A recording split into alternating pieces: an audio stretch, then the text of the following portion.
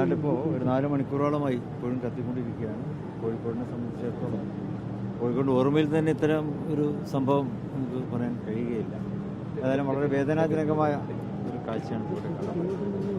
ഒരു വലിയ വൻ നഷ്ടം തന്നെ ഇവിടെ സംഭവിച്ചിട്ടുണ്ടാവും എന്നാണ്. ഏതായാലും നമുക്ക് ഒരുമിച്ച് ഇതിനൊക്കെ നേരിടാം, അതേ പറ്റുള്ളൂ. സംവിധാനങ്ങളൊക്കെ ഇവിടെ ഉണ്ട്, ജില്ലാ ഭരണകൂടമുണ്ട്, മന്ത്രിയുണ്ട്, MLA ഒക്കെ ഇവിടെ ഉണ്ട്, നേരിട്ടുണ്ട്, കളക്ടർ എല്ലാവരും ഉണ്ട്. ഓക്കെ, പ്രതിസന്ധി ഘട്ടങ്ങളിൽ ഒറ്റക്കെട്ടായി ഇതിനെ നേരിടണം.